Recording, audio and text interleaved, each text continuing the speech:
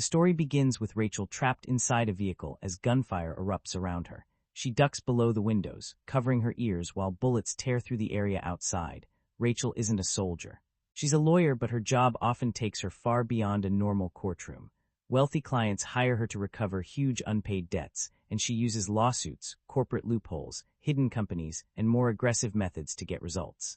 Several days earlier, Rachel's mentor, Braxton, meets billionaire Salazar in the Canary Islands. Salazar owes Goldstein nearly $1 billion, and Braxton has finally forced him to acknowledge it. Salazar signs an agreement accepting the full debt along with the interest. After the meeting, Salazar's security chief, Olson, drives Braxton and his bodyguard back toward their hotel. Braxton notices his phone has almost no signal and needs to report the deal. Olson stops near a cliff where reception is supposedly better, allowing Braxton to call Bobby, one of Goldstein's executives. Braxton tells Bobby that Salazar signed everything. Bobby can hardly believe he succeeded. Then Olson suddenly kills Braxton's bodyguard. Braxton tries to escape, but the doors are locked under Olson's control. He is trapped inside with the killer. Olson deliberately makes him wait before finally unlocking the door. Braxton immediately runs, but Olson shoots him before he can get away. He takes the signed agreement from Braxton's belongings and calls Salazar to confirm that the document has been recovered. Later in New York, Rachel walks straight into Bobby's office, furious about Braxton's murder. She blames Goldstein's people for failing to protect him properly during such a dangerous billion-dollar case. Rachel demands control of Salazar's case. Bobby doesn't like the idea. He distrusts her methods, and hiring her will cost a fortune. Still, Rachel refuses to back down. After negotiating, they reach a deal. She gets 10% of whatever she recovers, plus $10 million up front. Rachel immediately starts investigating Salazar's finances. She discovers that his empire is buried beneath hundreds of false names, shell companies, proxies, and corporate fronts. A normal legal fight could take years, so she decides to attack him from two directions. Her regular legal team handles lawsuits, records, filings, and corporate research. For the dirtier work, she uses two specialist groups. Bronco leads the first team, which handles direct operations such as sabotage, intimidation, disruption, and extraction. Sid controls the second, using bribery, surveillance, corrupt contacts, compromised officials, and planted information. The next day, Rachel and Bronco visit Salazar's lawyer, Horowitz, pretending to be potential clients. Everything stays calm until Rachel mentions Salazar. Horowitz immediately becomes nervous and calls security. When a guard enters, Bronco makes it very clear that forcing them out would be a serious mistake. The threat is enough to stop the guard and keep Horowitz in his chair. Rachel explains that she now represents Goldstein and intends to recover Salazar's debt. She demands a complete list of Salazar's hidden companies, including every shell corporation and proxy connected to him. Horowitz refuses to cooperate and orders them to leave. Rachel expected resistance. Soon afterward, Bronco and Baker travel to an island where Salazar has business operations and establish a temporary base. Meanwhile, Sid begins targeting one of Salazar's hotel projects in Saudi Arabia. He secretly gives authorities information showing that the development is much larger than its approved plans allow. Inspectors move in and shut construction down. The unfinished project immediately starts losing about $4 million every week, and Horowitz quickly suspects Rachel is behind it. Sid then creates another problem. He drives to the construction site and deliberately hits the superintendent's car, making the crash look accidental. Sid pretends to be shaken, while his partner Gucci arrives posing as a helpful doctor. After examining the superintendent, Gucci claims the man is medically unable to work and should take 6 weeks off. Then they reveal the real incentive by throwing a large amount of cash into his vehicle. The superintendent counts the money and accepts the arrangement. He agrees to support their version of the accident and stay away from the project. Soon Horowitz receives more bad news. A shipment of structural steel for the development has been seized because the documents don't properly match the cargo. Now the project faces more delays, penalties, and logistical problems. Salazar's weekly losses rise from roughly $4 million to nearly $5 million. Bronco and Baker attack another part of Salazar's empire. Disguised as workers, they enter one of his oil rigs. Baker suggests destroying the next delivery, but Bronco wants something less obvious. A major explosion would attract too much attention. Instead, he wants the shutdown to look like an internal mechanical failure. They place a small device inside a valve. It doesn't look important, but it disrupts the system enough to stop the rig. Safety inspectors are then tipped off about the malfunction, forcing the operation to remain closed. Every day the rig stays offline costs Salazar about $500,000. With problems spreading across his businesses, Salazar finally calls Horowitz and demands an explanation. Horowitz tells him the obvious answer: Rachel. Salazar wants her killed, but Horowitz warns him that doing so would change nothing. Rachel planned for that possibility before the campaign began. If she dies, 20 prepaid lawyers will continue the operation without her. Killing Rachel wouldn't stop the attack. It would only eliminate the one person who might still negotiate. Horowitz estimates that the combined damage from the hotel development, legal pressure, disrupted shipments, and oil rig shutdown is already costing Salazar around $28 million each month. He advises Salazar to reach some kind of agreement before the losses become worse. Still, Horowitz believes they have one advantage. Rachel hasn't discovered the most important and valuable parts of Salazar's hidden financial network. At least that's what he thinks. During Rachel's earlier visit to Horowitz's office, Bronco secretly planted a listening device. Rachel has been hearing private conversations ever since. One name keeps coming up: Wolfgang. Wolfgang is officially Salazar's accountant, but his real role is much bigger. He controls the movement and concealment of Salazar's fortune, shifting assets through layers of shell companies and making the money extremely difficult to trace. Rachel realizes that Wolfgang may be the key to uncovering Salazar's entire financial network. Soon, Sid gets his chance in Jeddah, where Wolfgang is holding a private party. Sid enters posing as a wealthy businessman interested in investments and eventually joins a backgammon game. He wins repeatedly, but not because he's lucky. He's using weighted dice to control the results. What really catches Wolfgang's attention is that Sid refuses to take any of the money he wins. After watching him do this several times, Wolfgang becomes suspicious and challenges him personally. Sid accepts and wins again. Instead of collecting his winnings, Sid suggests one more game with only $10 on the line. Wolfgang agrees, and this time Sid intentionally loses. Sid claims he isn't carrying cash and promises to send payment later. Not long afterward, Wolfgang receives a package at his office.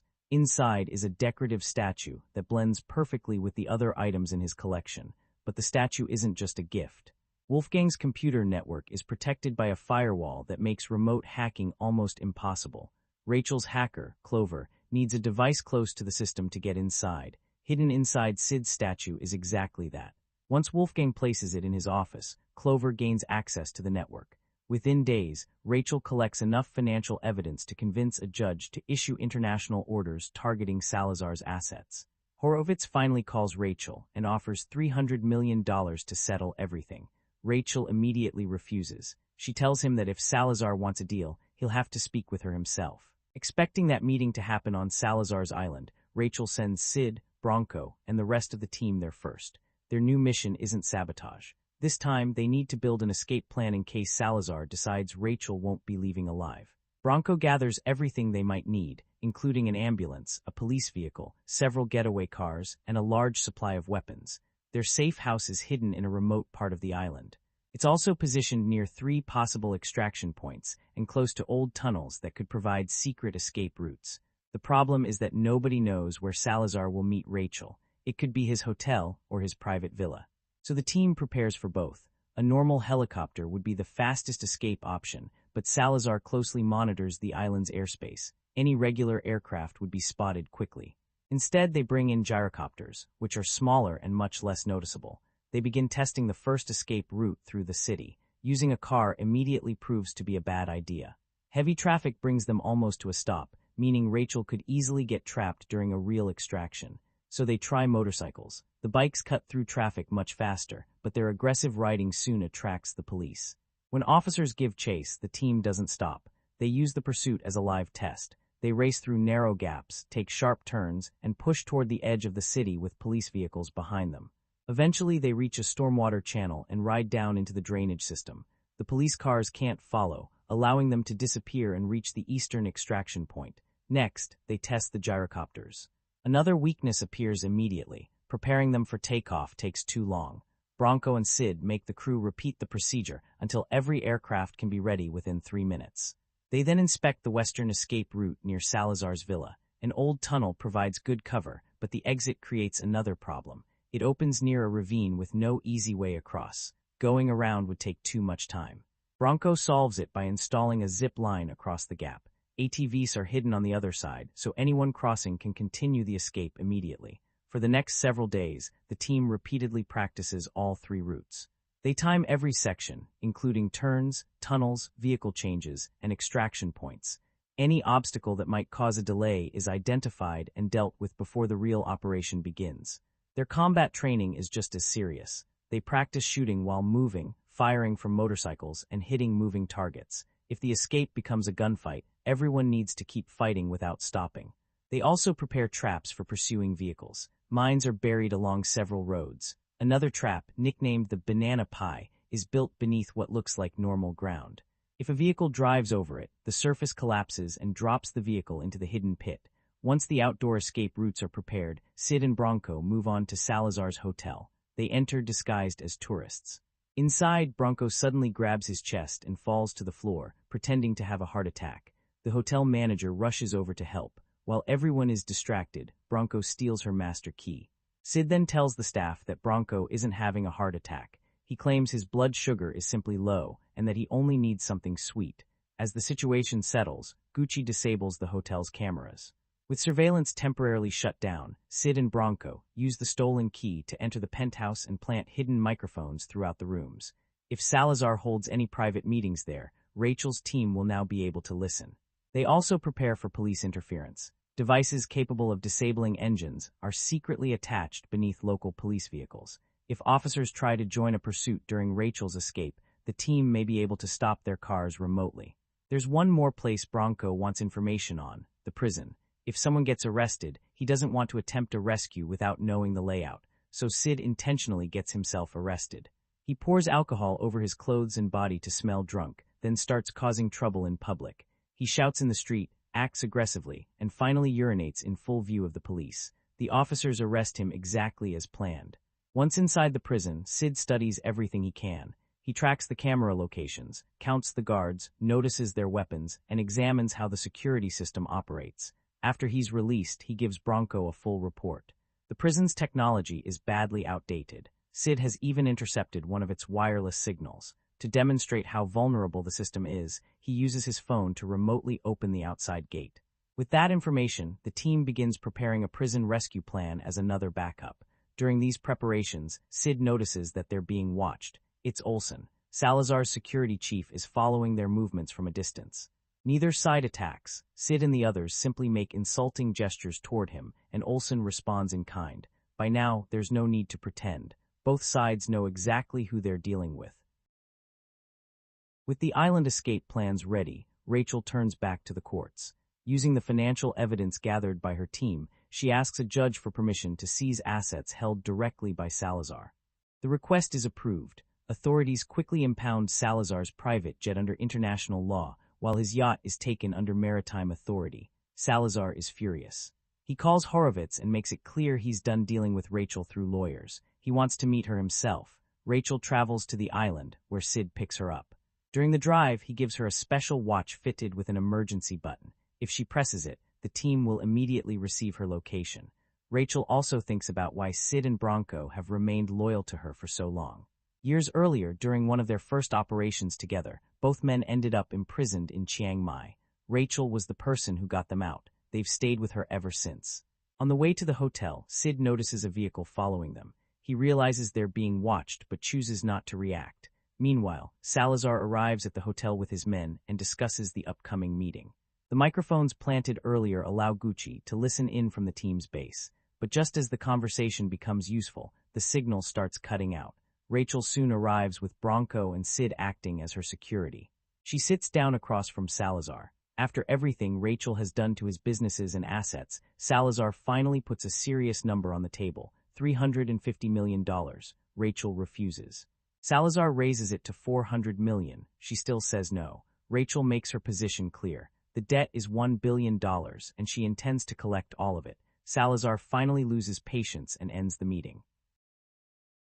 Back in the car, Rachel tells Clover to keep searching through Salazar's finances. She needs something even more damaging. Still frustrated by the failed negotiation, she asks Sid and Bronco to stop somewhere for a beer, instead of going directly back to the safe house. They choose a small cafe. At first, nothing seems wrong. Then Gucci notices several vehicles approaching through the drone feed. Men begin moving toward the cafe from different directions. Two enter and sit near the back. Branco recognizes them from Salazar's hotel. Another two move toward the bar, while more men remain outside. The team quickly realizes Rachel has been surrounded. Branco quietly takes a towel from a waiter and places it over his lap, hiding his handgun as he prepares to draw. Sid also arms himself and moves toward the rear of the building. More attackers arrive outside. Everyone inside can feel the tension building. The waiter takes one look around the room and runs. Branco immediately opens fire, killing the two men seated at the back before they can react. The rest of the team moves at the same time. Sid intercepts an attacker in the kitchen and kills him. Baker takes down another man near the bar. Within seconds, the cafe turns into a firefight. Gucci watches the area remotely and tells Branco that the rear exit is clear. Branco quickly gets Rachel outside, while the others engage the gunmen waiting near the vehicles. Rachel's team shoots through the attackers before they can properly organize. Then Gucci spots two more men approaching quickly on a scooter. He warns Branco. Branco turns and shoots both before they reach the cafe. The attack is over within minutes. Despite being badly outnumbered, Rachel's team suffers no injuries. They split into different vehicles and leave before reinforcements can arrive. Olsen later reports to Salazar that the assassination failed. When Horowitz discovers what Salazar attempted, he's furious. He explains that trying to kill Rachel during an active billion-dollar financial dispute could give her exactly the legal opening she needs. Rachel may now be able to request emergency action from the courts, potentially exposing not only Salazar's legitimate companies, but also the businesses he has kept hidden for years. Salazar realizes how serious the situation has become and immediately calls Wolfgang, but it's already too late. Clover contacts Rachel with urgent news. Money is suddenly moving across Salazar's network. Funds are being transferred between accounts and companies as Salazar tries to hide his assets. Rachel sees this as an opportunity. Every transfer leaves a trail. She orders Clover to track the money and connect every secret company back to Salazar. Once ownership is proven, she wants those businesses identified and frozen. Rachel returns to the safe house while her legal team goes back to court. They secure international attachment orders covering Salazar's holdings.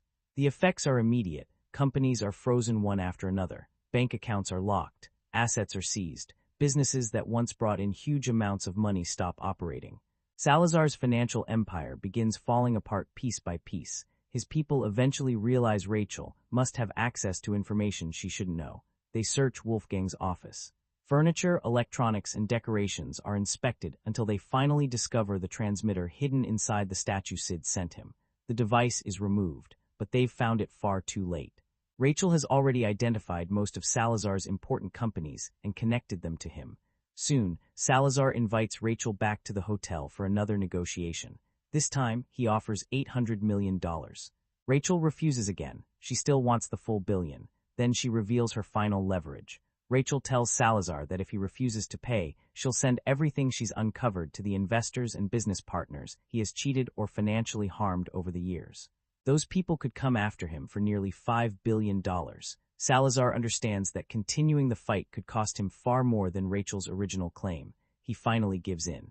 He orders Horowitz to arrange the full payment. Then he fires Horowitz on the spot. After leaving the hotel, Rachel calls Bobby and tells him the deal is done. Salazar has agreed to pay. 3 months later, however, Rachel still hasn't received the money she's owed. She's staying at an isolated desert compound and repeatedly tries calling Bobby. There is no answer. Then Rachel notices a vehicle approaching in the distance. She calls for her security guard, no response. She asks her assistant if she's seen him, but she hasn't. Rachel steps outside to investigate and soon finds the guard dead in the sand. She rushes back toward the tent. Her assistant has been killed as well. The approaching vehicle finally arrives. Olsen gets out. Rachel immediately understands what's happening. Salazar hasn't forgotten about her. Before Olsen can stop her, Rachel presses the emergency button on Sid's watch, activating the tracker. Then Olsen takes her away. Later that evening, Branco and Sid confront Bobby in her office. They tell her Rachel has been kidnapped by Salazar. Bobby claims the authorities are already handling the situation and says the Ministry of Foreign Affairs and Spanish law enforcement have become involved. Branco and Sid have no faith in Bobby's official response. To them, she's hiding behind government agencies while Rachel remains in danger. They remind Bobby of the principle Rachel has enforced throughout the entire case. A debt is a debt. and Bobby still hasn't paid Rachel what she's owed. Meanwhile, Rachel is being held inside a prison under Salazar's control. Salazar visits her personally. His frozen assets still haven't been returned, and he's furious that Goldstein hasn't reversed the damage after their agreement. So Salazar has created his own bargaining chip, Rachel. He believes threatening her life will force Goldstein to act. Rachel tells him he's made a serious mistake. Goldstein hasn't even paid her after 3 months. If Bobby and Goldstein actually cared about her, they wouldn't have ignored their own obligation for this long. As far as they're concerned, Rachel tells him she's no longer useful. Salazar isn't interested in hearing it. He gives Rachel an ultimatum. Somehow, she must convince Goldstein to honor the agreement. If she fails, Salazar will kill her. Soon, Bronco, Sid, and the rest of the team return to the island. Everything they prepared during their earlier operation is still waiting for them. The safe house is intact, the vehicles remain hidden, the equipment is untouched, and their escape traps are still in place. This time, they're not preparing for a possible emergency. They're breaking Rachel out. The team splits up. Bronco and Sid put on police uniforms, take the police vehicle they acquired earlier, and drive straight to the station where Rachel is being held. The disguise works perfectly. They enter without being questioned and head toward the weapons room. When an officer comes too close, they quickly overpower and handcuff him before he can raise the alarm. They grab several firearms and move toward the cells. Only a few officers are guarding the area. Bronco and Sid take them down one by one, disarming some and beating others before locking the officers inside the cells themselves. They then give Rachel the keys. Rachel frees herself but stays hidden while Bronco and Sid move toward the station's main office. They enter with their weapons raised and order everyone inside to surrender. The officers hesitate until Bronco and Sid make it clear that resisting isn't an option. They drop their weapons. For a moment, the rescue is going exactly as planned. Then 5 more officers walk through the front entrance. Sid orders them to stop. Instead, they reach for their guns. Sid and Bronco immediately open fire. A close-range shootout erupts inside the station. The 2 men move through the office, taking down every officer who tries to fight back. But outside, more patrol cars are arriving. The building is quickly surrounded. Rachel, Sid, and Bronco are now trapped. That's when Baker steps in. Rather than using the front entrance, he creates a new way out. An explosion blows open the rear wall of the station. Through the smoke and debris, Rachel, Bronco, and Sid race through the opening and reunite with the rest of the team. Everyone piles into a getaway car. Police vehicles immediately give chase. The team speeds into the countryside, using the same route they practiced over and over during their earlier preparations. They know every turn, but the police begin firing. Bullets slam into the getaway car, tearing through the bodywork and badly damaging the vehicle. Sid knows they won't last much longer, so he activates the explosives planted along the road. A series of landmines detonates beneath the pursuing police cars. The blasts disable the convoy, leaving the vehicles wrecked across the road, but the police still have another option. They launch a surveillance drone and continue tracking Rachel's team from the air. The group races toward the extraction point. When they arrive, the gyrocopters are already prepared for takeoff. For a moment, it looks like they've made it. Then the drone reaches them. It drops an explosive directly onto the building containing the aircraft. The structure erupts. The gyrocopters are destroyed, and 1 member of Rachel's team is killed in the blast. Their main escape plan is gone. Before they can recover, another hostile vehicle charges toward them. Rachel stays low inside the car, covering her ears as gunfire breaks out around her. Bronco, Sid, and the others fire back. Armed men jump from the approaching vehicle, but Rachel's team drops most of them almost immediately. A few attackers remain. Then Sid spots a nearby fuel tank. He shoots it.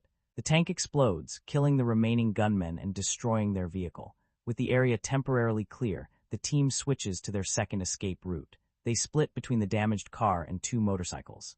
Soon, 3 more enemy vehicles appear behind them. The motorcycle riders let the convoy pass, then move in behind it. They open fire on the first truck. The driver loses control, and the vehicle crashes. 2 pursuers remain. Farther ahead, Bronco is already hidden near the trees. The second truck reaches the location of the trap they built earlier. Bronco activates it at exactly the right moment. The road collapses beneath the vehicle, sending the truck straight into the concealed pit. The banana pie finally works exactly as intended. Only 1 enemy vehicle is left. Bronco attacks from one side while the motorcycle riders close in from behind. Together, they overwhelm the men inside the final truck. With the pursuit stopped, Rachel and the others continue toward the safe house. As soon as they arrive, the entire team takes defensive positions. The team fortifies the safe house and prepares for another attack. Weapons are loaded, every entrance is covered, and a drone is launched to watch the surrounding roads. It doesn't take long for Salazar's men to arrive. Two vehicles approach from one direction and hit the spike strips planted earlier. Their tires blow out, forcing the attackers to abandon the cars and continue on foot. At the same time, two more vehicles come from the opposite side. Baker triggers another group of mines. One vehicle is destroyed, but the other keeps coming. Now the safe house is under attack from both directions. Bronco, Sid, and the others open fire as Salazar's men shoot back. Bullets tear through the walls and windows, destroying furniture and equipment as the firefight grows more intense.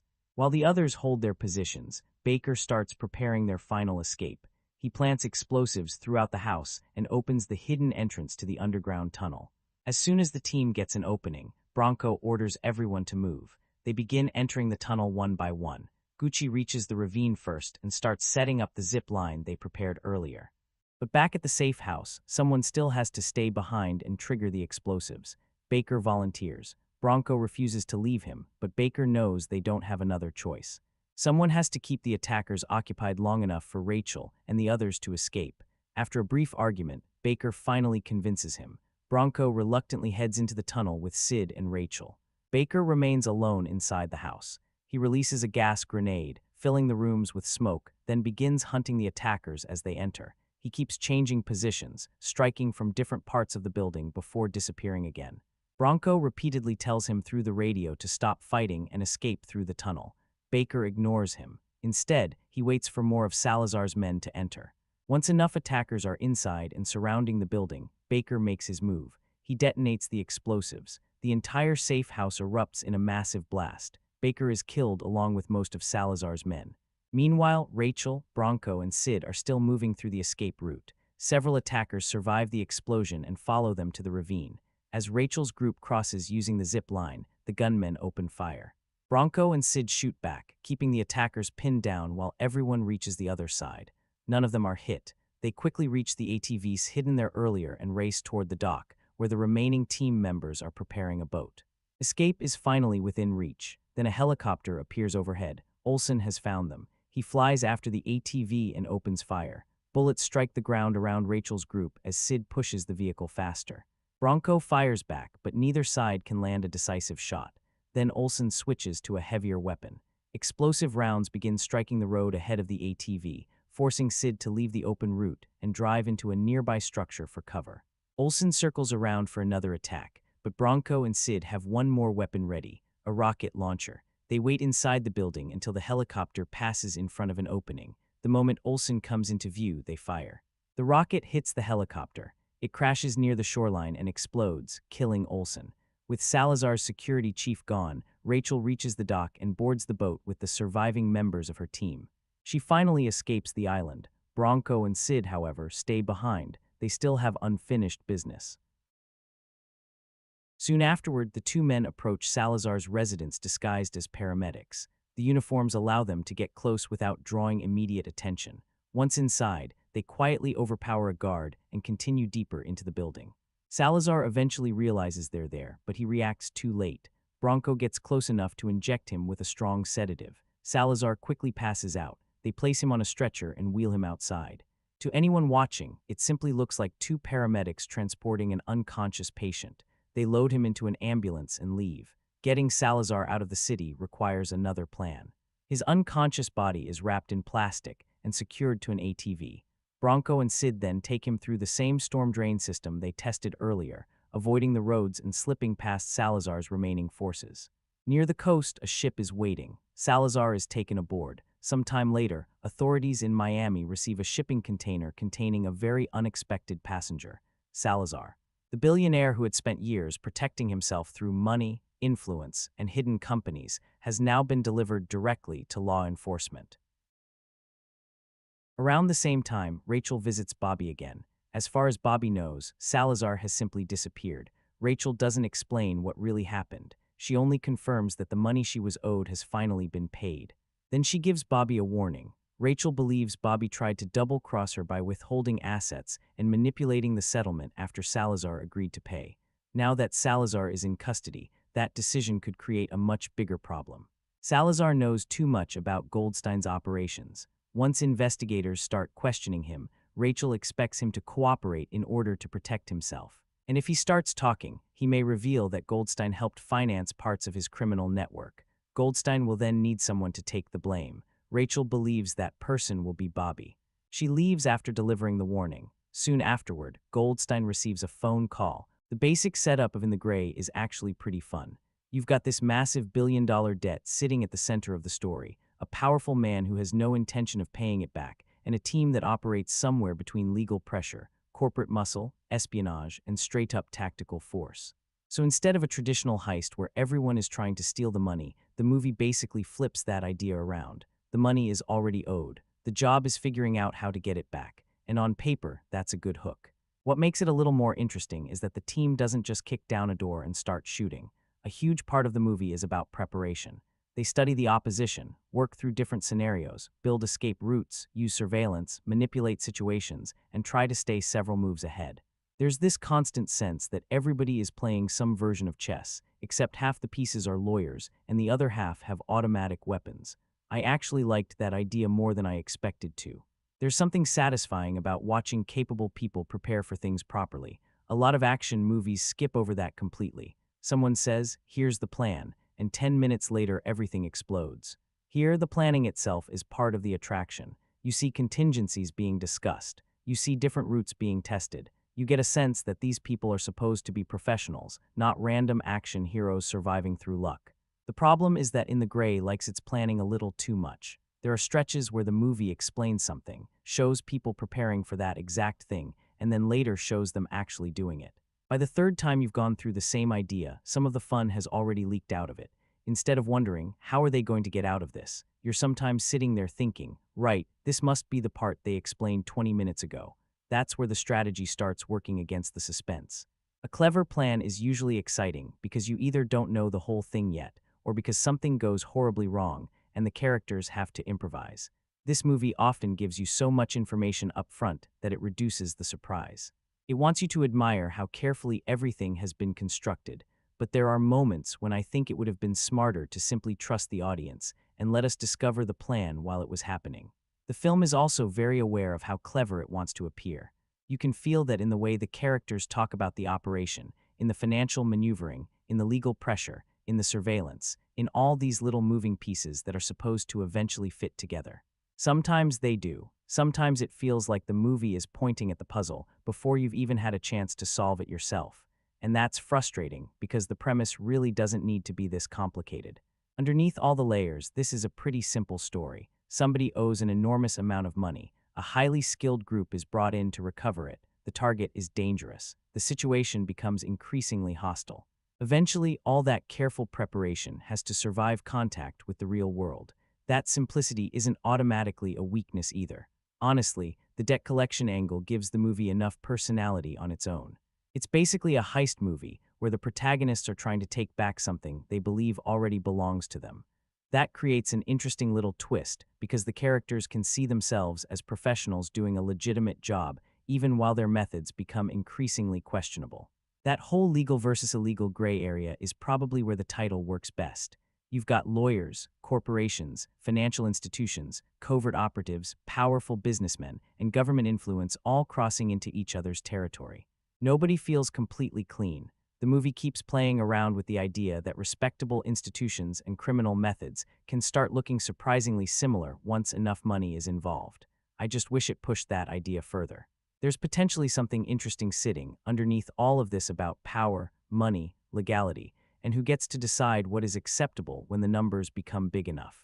But the film mostly uses those ideas as fuel for the plot rather than really digging into them. It gives you the appearance of moral complexity, then quickly moves back to the operation, which is probably fine if you're watching this purely as an action thriller. The bigger issue is that the screenplay needs danger, and for long stretches, I never felt like the people carrying out the mission were genuinely losing control. These characters are almost too competent. Their surveillance works, their preparations work. Security systems that are supposed to be sophisticated can feel surprisingly easy to bypass. The opposition has plenty of manpower, but not always enough credibility.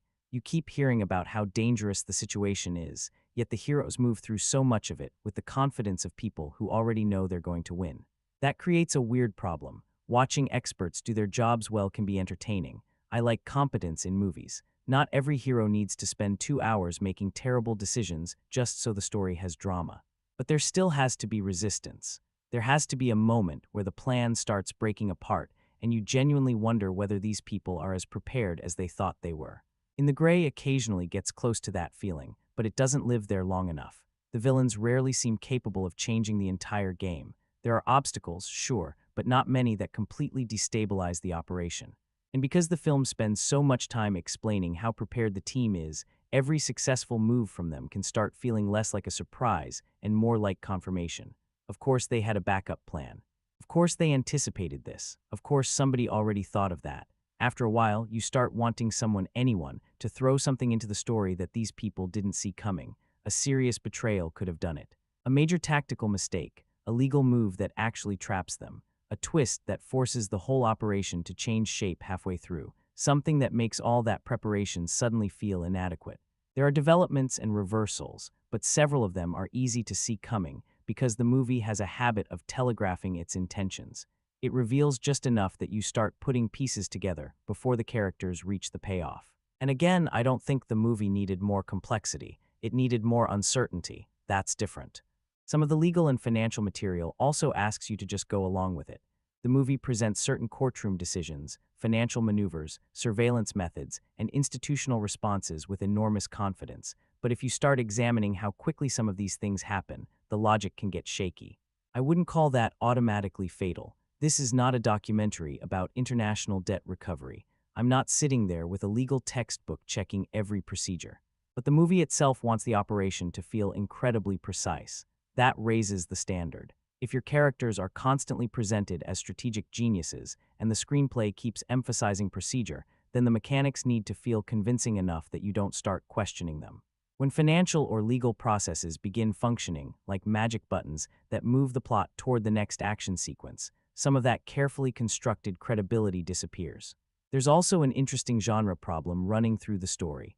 At different points, In the Gray feels like a heist movie, an espionage thriller, a corporate crime story, a tactical action film, and occasionally an action comedy. That mixture can be entertaining because the movie is constantly changing gears.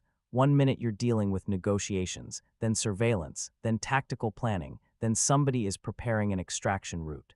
But it also means the movie never completely settles into one identity. If you want a pure action film, you may wonder why so much time is being spent discussing logistics. If you want a really clever heist movie, you may wish the plan contained more genuine surprises. If you want an espionage thriller, you may want the opposing side to feel more dangerous and unpredictable. And if you're interested in the moral side of the story, the film doesn't spend enough time there to really develop it. So the screenplay ends up living in the same gray area as the title. There's enough of several different genres to keep things moving, but maybe not enough of any one of them to make the movie feel completely distinctive. Still, I can't pretend the central idea doesn't work. A billion-dollar collection job treated like a military operation is a pretty entertaining concept. The legal side gives it a different flavor, the planning creates structure, and the whole thing has that pleasure of watching a team assemble a complicated solution to what initially looks like an impossible problem. I just think the movie mistakes preparation for tension a few too many times. The strongest version of this story probably keeps the same premise, keeps the same tactical mindset, but hides more information from us. Let the audience wonder. Let the plan fail in ways that actually hurt. Give the opposition a little more intelligence. Make those supposedly perfect professionals improvise, because the ingredients are there. The problem isn't that In the Gray has no ideas. It has plenty. It just explains some of its best ones before they have a chance to surprise you. You can tell almost immediately that In the Gray is a Guy Ritchie movie. It's in the editing, the attitude, the way people talk to each other, the expensive clothes, the confidence, the constant feeling that everybody in the room thinks they're the smartest person there. Even before the action really gets going, the movie is already moving like a Ritchie film. Quick cuts, slick camera work, clipped conversations, little bits of humor dropped into serious situations. For people who love that style, there's a lot here to enjoy. The movie has swagger. Maybe too much swagger at times, but it definitely has it. Even fairly basic scenes are dressed up with enough visual energy and personality that they rarely feel completely flat.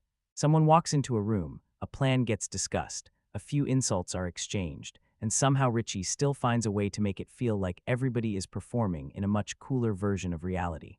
That's always been part of his appeal. He can take people standing around talking and make it feel like an event. When In the Gray is working, that confidence carries the movie. The dialogue has attitude. The characters bounce off one another. Jake Gyllenhaal and Henry Cavill get some deadpan exchanges that give the film a bit of life, and Eiza González has that calm, controlled delivery that fits the whole high-end fixer atmosphere. There are moments where the banter really does feel effortless. A line gets thrown out, somebody answers without changing expression, you get a quick reaction, then the movie is already moving on. That rhythm is very Ritchie. But there's another side to it, and I think this is where the movie becomes a lot more divisive. Sometimes the dialogue stops feeling sharp and starts feeling like dialogue that knows it's supposed to be sharp. There's a difference. You can almost feel the film waiting for you to notice how cool everybody sounds. The characters constantly speak with this level of confidence that can be entertaining for a while, but when nearly everyone is operating on the same frequency, the attitude starts losing its impact. Cool works best when it feels natural. Here, there are moments where it gets dangerously close to smug, and depending on your tolerance for Ritchie's style, that might either be part of the fun or exactly what drives you crazy. The comedy has the same problem. Some of it lands really well. There are these quick, dry interruptions that break up the seriousness without completely changing the tone. Gyllenhaal and Cavill are probably the strongest when the humor is understated.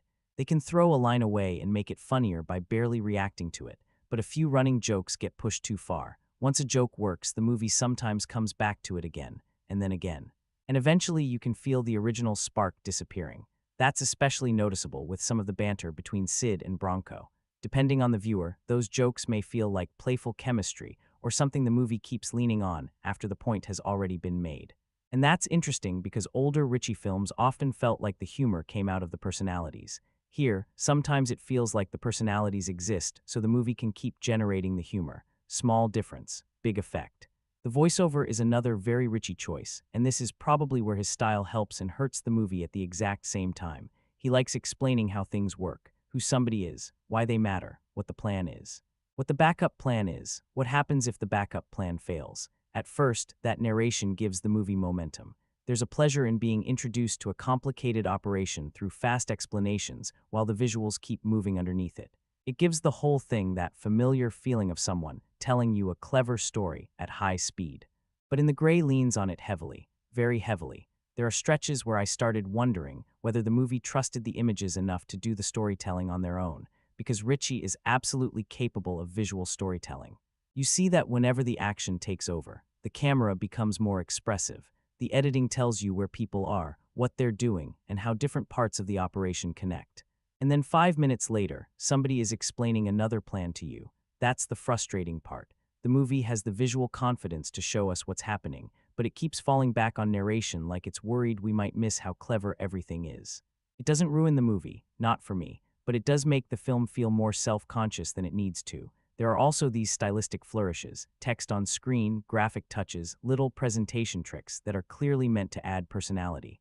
Some viewers will probably enjoy that because it fits Ritchie's whole visual language. Others might find certain choices a little dated, like the movie is reaching back toward the late 90s or early 2000s idea of what cinematic cool looked like. That basically describes the film as a whole. It feels like two versions of Guy Ritchie meeting each other. You've got the earlier Ritchie, the fast-talking criminals, the cheeky attitude, the visual tricks, the playful structure. Then you've got the later blockbuster Ritchie, the polished action, international locations, larger stars, bigger equipment, cleaner production. In the Gray sits somewhere between those two modes. And I actually think that's one of the more interesting things about it, because despite all the familiar Ritchie fingerprints, the actual setup doesn't always feel like one of his traditional crime movies. This isn't really a bunch of chaotic small-time criminals accidentally destroying each other's plans. These people are supposed to be elite. They're organized, professional, extremely well-equipped. They move through the world like they've done this 50 times before. At points, the movie feels closer to an espionage thriller or a tactical mission film than the kind of British crime comedy people usually associate with Ritchie. There are shades of a heist movie, a bit of spy cinema, a little corporate thriller, a lot of tactical action, then comedy sitting around the edges, and that genre mixture is probably why the film feels slightly unusual, even while the filmmaking itself feels incredibly familiar. One reviewer comparison in the material basically placed it somewhere between James Bond, Ocean's 11, and a Guy Ritchie action movie, and I can see why that comparison comes up. It has the polished international flavor of espionage cinema. It has the planning and team mechanics of a heist. Then whenever somebody starts talking, shooting, or blowing something up, Ritchie's personality takes over again. The downside is that the film never completely becomes any of those things. It isn't quite clever enough to be a top-tier con movie. It isn't dangerous enough to become a really tense espionage thriller. It doesn't fully unleash itself as a giant action spectacle either. And the comedy is present, but depending on the scene, it can feel either sharp or strangely restrained. So what genre is in the gray, exactly? Honestly, kind of all of them, and kind of none of them completely. That sounds like criticism, but it isn't entirely. There's an easy watchability that comes from constantly changing modes. If the negotiations are starting to drag, the movie shifts toward planning. If the planning starts feeling too procedural, somebody makes a joke. Eventually the guns come out and the whole thing becomes much more physical. It keeps moving, it keeps changing texture. That variety helps. Where I think people are going to split is whether they still find Ritchie's filmmaking exciting simply because it's recognizably his. If you're already a fan, there are moments here that are probably going to hit exactly the way you want them to. The editing is energetic, the actors look great, the dialogue has bite, the action has style. The whole movie carries itself like it has absolutely no doubt that it's cool, and sometimes that confidence is contagious. You just go with it. Then there are moments where I found myself thinking, I've seen this move before. I've heard this rhythm before. I know what this joke is doing. I know what this editing trick is trying to accomplish. That's where the accusation of Ritchie working on autopilot starts to make sense, not because the movie is badly directed. It really isn't. If anything, the technical confidence is obvious. The question is whether confidence is enough when the style itself has become so familiar. One interpretation is that Ritchie is simply repeating himself. Another is that he's deliberately calming things down. There are parts of In the Gray that feel more controlled than his most chaotic work. The camera isn't constantly screaming for attention. The action can be surprisingly grounded. The humor is often dry rather than completely outrageous. Even the overall tone feels more restrained than you might expect from this kind of premise. I can see somebody calling that mature.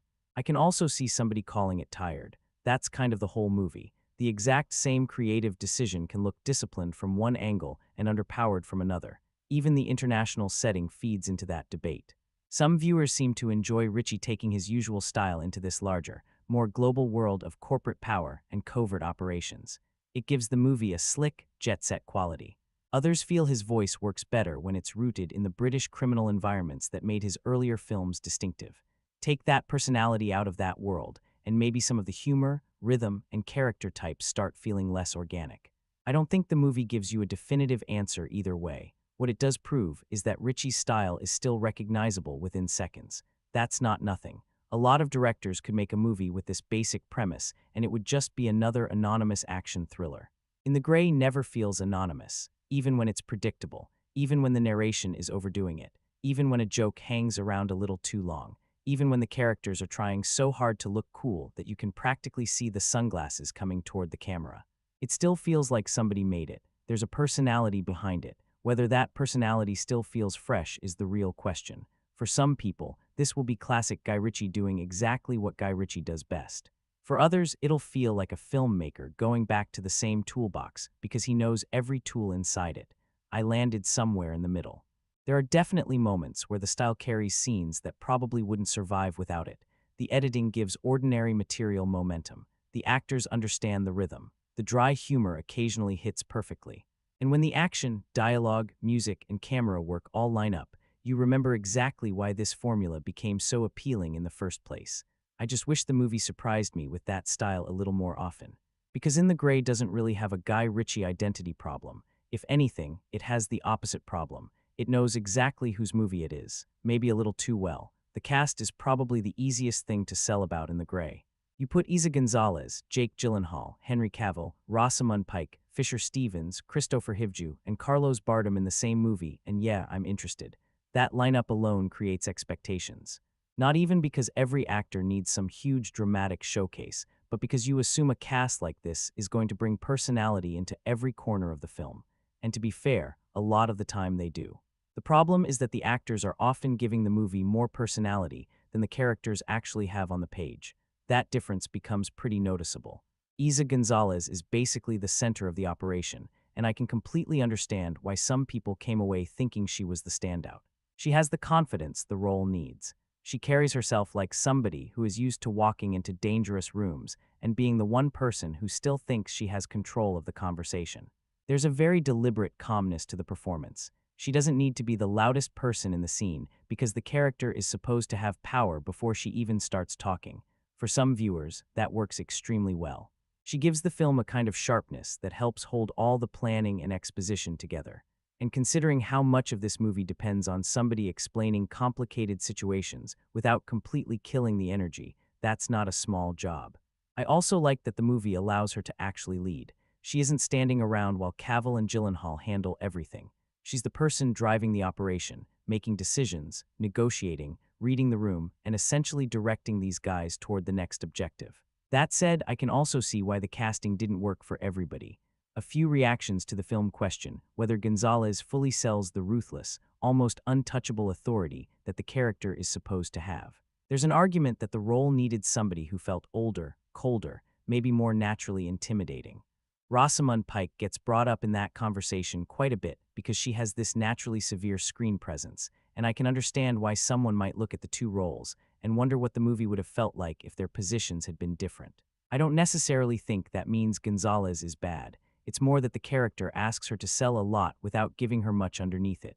We're told this woman is brilliant. We're told she's dangerous. We're told people are willing to follow her into ridiculous situations, but the screenplay doesn't always give us enough personal material to understand why. That becomes an even bigger issue with Sid and Bronco. Henry Cavill and Jake Gyllenhaal are exactly the kind of actors you want in a movie like this because they can make standing around in expensive clothes feel like a scene. Gyllenhaal probably gets the most mileage out of what he's given.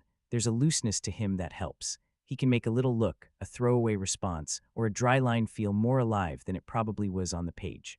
Even when the dialogue isn't doing much, he has enough natural screen energy to keep you watching. Cavill is playing in a slightly different register. He has that very controlled, almost immovable coolness that actually works pretty well beside Gyllenhaal because the contrast gives their scenes texture. Gyllenhaal can be a little more elastic. Cavill sits there like he's already decided how the conversation is going to end. Together, they're fun, not constantly brilliant, not some all-time action pairing, but fun. And honestly, there are stretches where their chemistry is doing a lot of heavy lifting. The movie clearly wants Sid and Bronco to feel like guys who have done this kind of work together for a long time. There's casual banter, dry jokes, little bits of irritation, and that comfortable rhythm people develop when they already know how the other person is going to react. Some of that lands really well. Other parts feel like the film is trying a little too hard to convince you these guys have history. That's the recurring problem with the characters in the Gray. History is implied more often than it is actually felt. We're given a tiny amount of backstory explaining why these men are so loyal to the woman leading them. Apparently, she helped them out of a terrible situation in the past, and that's supposed to do a lot of emotional work very quickly. I get the idea. She saved them. They trust her. Now they'll go through hell for her. Perfectly functional. But functional isn't the same as emotionally convincing. When the movie asks you to believe in that level of loyalty, I wanted just a little more. Not a 30-minute flashback, not some giant trauma monologue, just a scene or two where you actually feel the relationship underneath the mission. Because without that, these people can start feeling like job descriptions. The lawyer. The muscle, the other muscle. The corporate boss. The villain, the enforcer. The technical guy. Everybody has a function. Not everybody gets to become a person. And this is where the cast almost works against the film, because these are recognizable, charismatic actors. You naturally expect more from them. You see Gyllenhaal and Cavill standing there, and your brain starts filling in depth that the screenplay hasn't necessarily earned. The movie benefits from that, but it also exposes the writing. There are moments where you think, imagine what these scenes would feel like with performers who didn't have this much presence, probably much flatter. Rosamund Pike is a good example of that. She doesn't need a huge amount of screen time to give a character authority. She walks into a scene, and you immediately understand that this person has power. That helps. But the role itself can still feel more like a mechanism in the story than somebody you're deeply interested in. She exists to represent the corporation, push the operation forward, make decisions, complicate things later. There's presence there, but not necessarily much emotional access. Fisher Stevens gets some enjoyable moments too. There's at least a little flavor whenever he shows up, and some reviewers clearly found him one of the more entertaining supporting players. Carlos Bardem has the opposite problem in a way. The story needs him to feel like a serious threat because the entire operation is built around how dangerous this situation supposedly is. But the character doesn't always generate that danger on his own. You understand that he has money. You understand that he has power. You understand that he has men around him who are supposed to be dangerous. But intimidation in a movie can't just come from people saying someone is intimidating. At some point, you have to feel it, and I'm not sure the supporting villains are given enough space to build that kind of presence. Christopher Hivju's character has the look of somebody you assume is eventually going to become a major physical problem, but even that setup doesn't necessarily lead to the kind of confrontation you expect. That matters because the heroes are so competent. If your protagonists are elite operators who always look calm, always have a plan, and are usually 3 steps ahead, then the opposition has to be terrifying enough to push back. Otherwise, you don't get tension, you get efficiency. There's a point in the movie where a team member makes a sacrifice, and this is probably the clearest example of the emotional problem. On paper, it should hurt. Someone gives his life so the others can keep moving.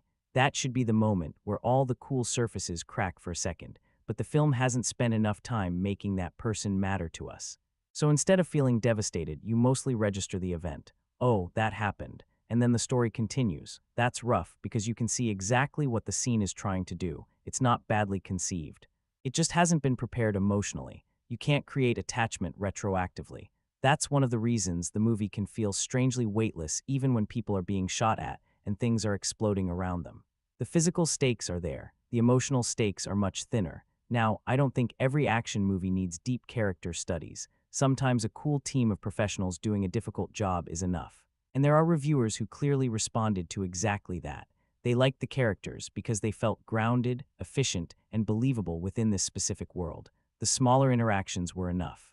Nobody needed a tragic childhood or a giant emotional arc. I understand that argument. There's actually something refreshing about characters who aren't constantly stopping the movie to explain their feelings. But there's a middle ground. You don't need melodrama. You do need connection.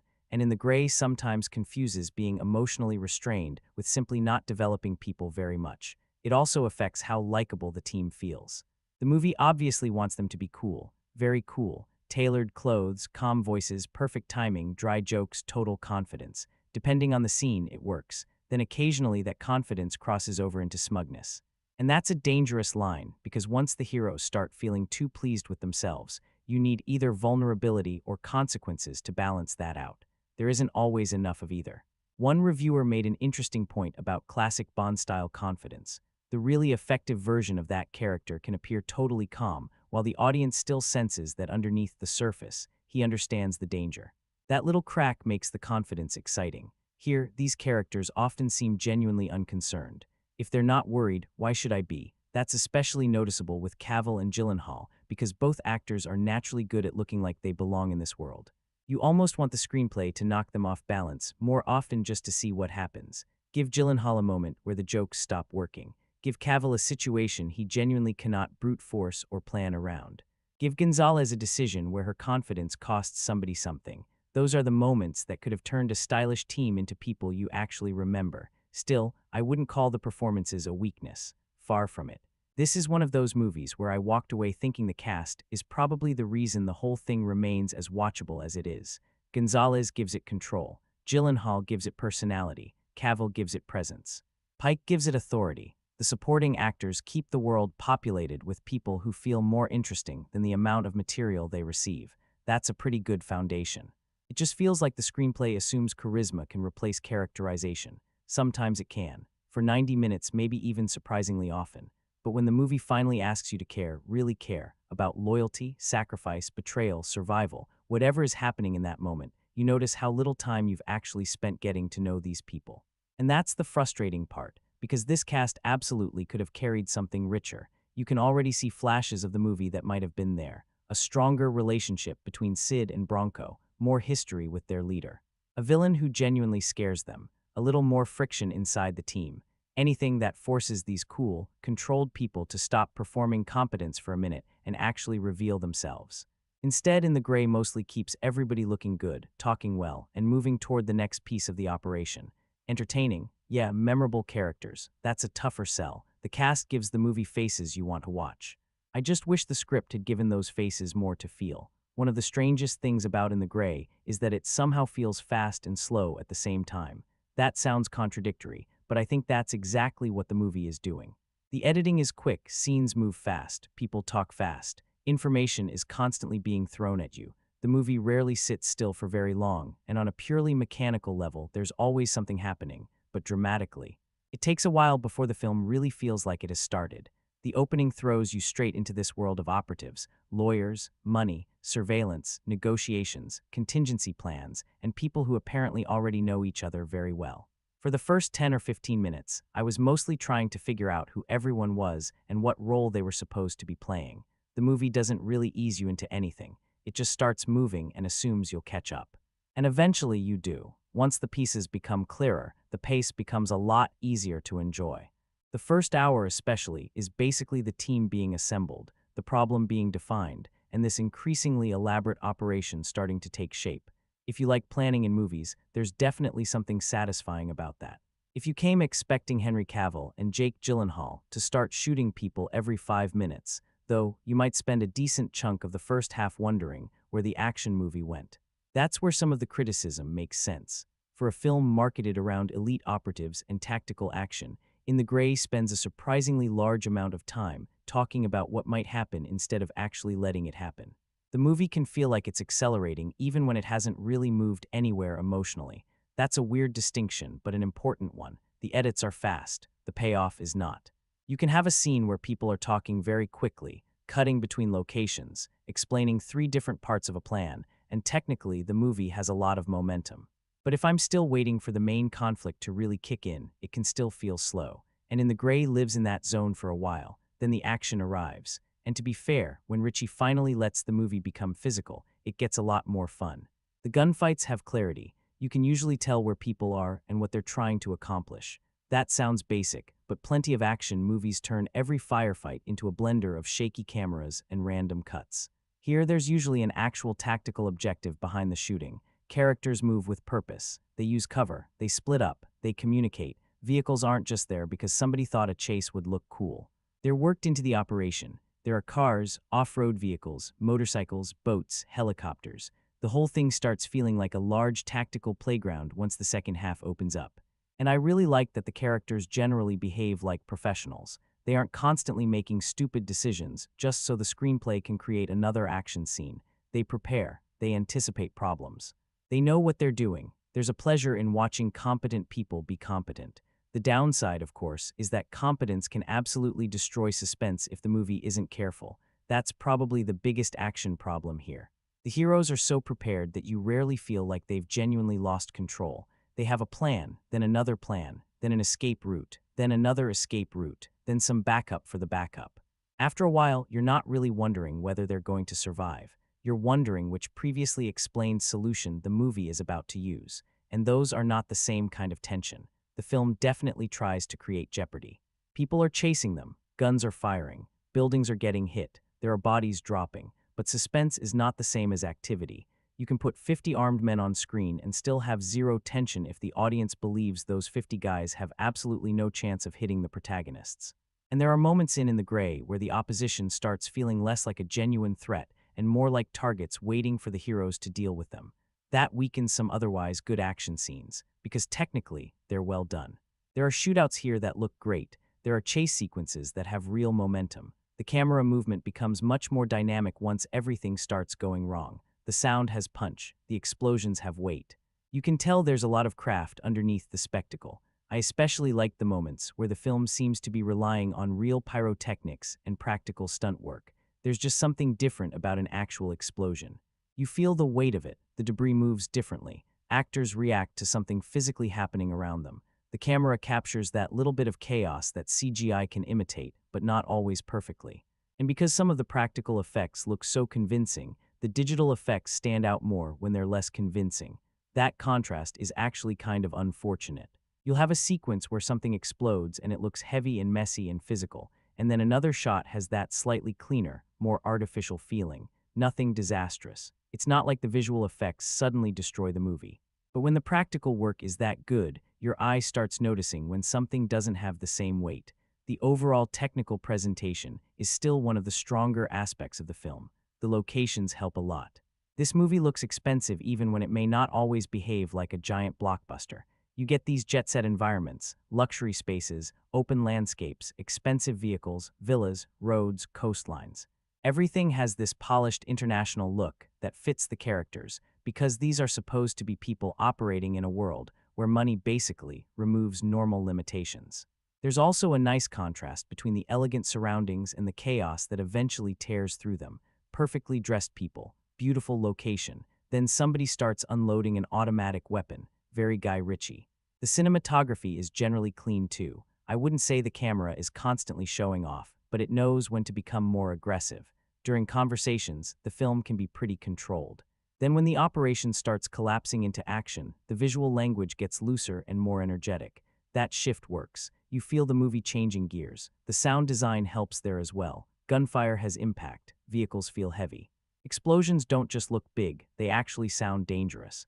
And the score mostly understands when to stay out of the way. It doesn't feel like the music is constantly screaming. This is tense. Instead, there are these rhythmic, percussive elements underneath scenes that keep things moving without overpowering them. That restraint actually works well with the tactical tone. The music supports the operation rather than turning every scene into a trailer.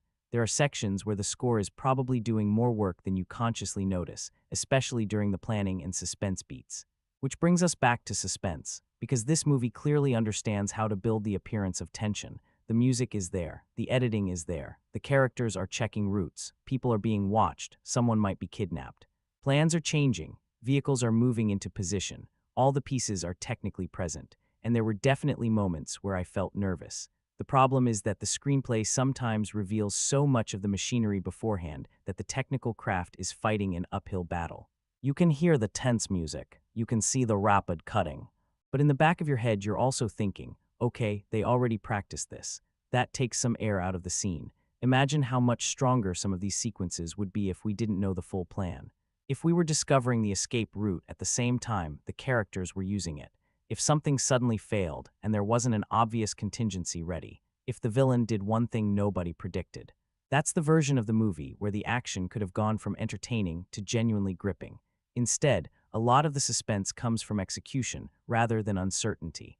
Will they pull off the thing we already know they intend to do? For some people, that's enough. There's absolutely an appeal in seeing a plan move from theory to reality. It's almost like watching a complicated machine finally turn on. You've been shown all the pieces. Now you get to watch them work. I understand why some viewers loved that. And when all those pieces start coming together in the later sections, the movie does have a satisfying rhythm. The second half is unquestionably livelier than the first. The rescue and escape material gives the film the urgency it was missing earlier. Suddenly, all that talk about routes, vehicles, weapons, contingencies, and security actually has a purpose. The movie starts cashing the checks it spent the first hour writing. My issue is that the balance feels slightly off. We spend so much time preparing for the action that some of the action almost feels shorter than the explanation. That's why I understand the people who say the movie needed another 20 or 30 minutes. Normally, I would never look at a fast action thriller and think, you know what this needs, more runtime. But here, maybe it does. Not more exposition, absolutely not. More breathing room. Let us sit with the team for a little longer. Let the mission develop. Separate the planning from the execution instead of stacking them on top of each other. Give the villains time to become genuinely threatening. Then when everything goes wrong, the action would feel earned rather than scheduled. There are also a couple of action expectations the movie sets up and never really pays off. You've got intimidating henchmen. You've got Cavill and Gyllenhaal. You naturally expect somebody to eventually throw away the guns and have a proper physical confrontation. And not really. The film is much more interested in shootouts, vehicles, tactical positioning, and large-scale escape mechanics than traditional hand-to-hand combat. Depending on what you want from an action movie, that may not bother you at all. But I understand why some viewers felt like a major confrontation was missing, especially when the film seems to tease one. You can't give me the tough guy stare down and then not let those guys eventually hit each other. There are rules. Not official rules, obviously, but come on. The third act is probably where all of these strengths and weaknesses collide. Technically, it's the most exciting stretch. The pace is aggressive, there's more action, the planning starts paying off. The practical effects get room to shine. The movie finally becomes the large tactical action thriller it has been promising. And yet, if you've already predicted how several pieces will fall into place, it can also feel strangely safe. That's why reactions to the ending are so different. Some viewers find it satisfying because all the preparation finally clicks together. Others find it flat because the outcome never feels seriously in doubt. I landed somewhere between those positions. I enjoyed watching the operation unfold. I just didn't feel the level of anxiety that the movie clearly wanted me to feel, and I think that's the best way to describe In the Gray technically. It's impressive in motion, the camera work is polished, the action is readable, the vehicles and explosions give it scale, the sound design has weight, the locations look fantastic, the editing keeps everything moving at an almost ridiculous speed. But underneath all that craft, the movie is sometimes missing the one thing technical expertise can't manufacture by itself: uncertainty. I can admire a perfectly executed escape. I'm just going to care a lot more if, for a few minutes, I honestly believe it might not work. In the Gray is one of those movies where I completely understand both sides of the reaction. I can understand somebody walking out saying, "That was a blast." I can also understand somebody else leaving the exact same screening wondering how a movie with this cast, this director, and this much polish ended up feeling so disposable. That's kind of where the movie lives, somewhere in the middle, and weirdly enough, that probably makes the title more appropriate than anything else. I went into it expecting something fairly lightweight, especially considering how little noise seemed to surround the release. For a Guy Ritchie movie starring people like Jake Gyllenhaal, Henry Cavill, Eiza González, and Rosamund Pike, you'd expect a lot more attention around it. Instead, it almost felt like the movie just appeared. A few posters, a little promotion, then suddenly it was here. That lack of build-up probably lowered expectations for some viewers, and honestly, that may have helped the film. Because if you go into In the Gray expecting some major reinvention of the action thriller, I think you're setting yourself up for disappointment. It's not that movie. It isn't trying to completely change the genre. It doesn't have some unbelievable twist that makes you rethink everything you watched. It's not especially deep. It's not particularly subtle. And I seriously doubt anybody is going to spend weeks debating what it all meant. But if your expectation is basically, give me attractive movie stars, expensive locations, tactical action, dry jokes, a ridiculously elaborate plan, and Guy Ritchie making everything look cooler than it probably has any right to, then yeah, there's a decent chance you're going to have fun. Sometimes that really is enough, and I think that's why the reaction to this movie has been so strange. A lot of its weaknesses are also things certain viewers simply aren't going to care about. The story is familiar, okay. The characters aren't incredibly deep, fine. The heroes are probably too competent, sure. The villains could be more threatening, definitely. But if you're already enjoying Cavill and Gyllenhaal bouncing off each other while the operation keeps moving, you might not be sitting there worrying about any of that. You're just watching the movie, and there are stretches where In the Gray is very easy to watch. It has that kind of slick momentum where you realize 40 minutes have passed without really noticing. The locations are attractive. The cast looks like they belong in this ridiculous world. The action has enough physicality to wake the film up whenever the dialogue starts getting heavy. There's always another part of the plan being introduced, another piece being moved, another escape route being prepared. It's busy, maybe too busy, but rarely completely lifeless. That's important because some of the criticism around this movie makes it sound like there is absolutely nothing enjoyable here, and I don't think that matches what's actually in the material. Even several of the negative reactions still acknowledge the same things. The movie looks good, the technical work is strong, the actors have presence, some of the action is genuinely entertaining, there are moments of humor that work. So even the people who dislike it aren't necessarily saying it's incompetent, they're saying it's disappointing, and those are two very different criticisms. The disappointment mostly comes from potential. Look at the ingredients: Guy Ritchie, Jake Gyllenhaal, Henry Cavill, Eiza González, Rosamund Pike, a billion-dollar international recovery operation, espionage, explosions, lawyers behaving like tactical commanders. You hear all of that and your imagination starts building a pretty exciting movie before the actual movie even begins. That's dangerous, because once expectations get that high, simply being competent starts feeling like a missed opportunity. And I think In the Gray suffers from that. If this exact film came from a filmmaker nobody knew and starred a bunch of less recognizable actors, maybe people would be more forgiving. But when Ritchie is directing this cast, you expect personality. You expect something a little strange, something dangerous, maybe even something messy but memorable. This is polished almost to the point where some of that personality gets sanded down. It works, it does the job, it completes the mission, and then you start asking yourself whether completing the mission was enough. For some people, absolutely. There are reactions calling this one of the most entertaining Ritchie films in quite a while. Some people loved the speed, loved the action, loved the cast, loved the familiar attitude. A few viewers even put it among their favorites of the year and immediately wanted to watch it again, and I can see where that enthusiasm comes from. When the movie clicks, it's effortless entertainment. You don't have to work very hard. You can just sit there and let the machinery run. There's something nice about that. Not every movie needs to completely rearrange your brain. Sometimes you want 2 hours of stylish nonsense where professionals execute absurd plans while looking incredibly relaxed about everything. Nothing wrong with that. But there's also a large group of reactions that basically says, yeah, but Guy Ritchie used to make this kind of thing feel special. And that criticism hits harder. Because In the Gray is constantly reminding you of other movies without necessarily becoming the movie you'll remember instead of them. You can see bits of heist cinema, bits of spy movies, bits of Ritchie's older crime work, bits of his larger modern action films. The problem is that the movie doesn't always find that one element that belongs completely to itself. The debt collection premise comes closest. That's a fun spin. I wish the rest of the movie had been as distinctive as that central idea. Instead, once everything starts unfolding, a lot of it settles into recognizable territory. The ultra-capable team, the wealthy villain, the complicated plan. The double crosses, the escape, the endless armed men who exist mainly to be eliminated. You've seen variations of these pieces before, and familiarity isn't inherently bad. Execution matters. But if you're using familiar ingredients, you need either exceptional character work, exceptional suspense, or some kind of personality strong enough to make the formula feel new again. In the Gray gets halfway there on personality. The other interesting question is whether this really belongs in a theater. The reactions are split on that too. Visually, I get the argument for the big screen. The landscapes look good. The vehicle sequences benefit from scale. The explosions have more impact. There's enough technical polish here that you're not watching something that feels cheap or visually designed only for television. But at the same time, I completely understand the streaming movie comments. Not because it looks like one, more because it feels like the kind of movie you could casually put on at home on a Friday night, enjoy for a couple of hours, then move on with your life. There isn't necessarily that urgency of, you need to experience this right now. It's more, yeah, when you get around to it, you'll probably have a decent time. And honestly, that may be where this movie eventually finds its audience.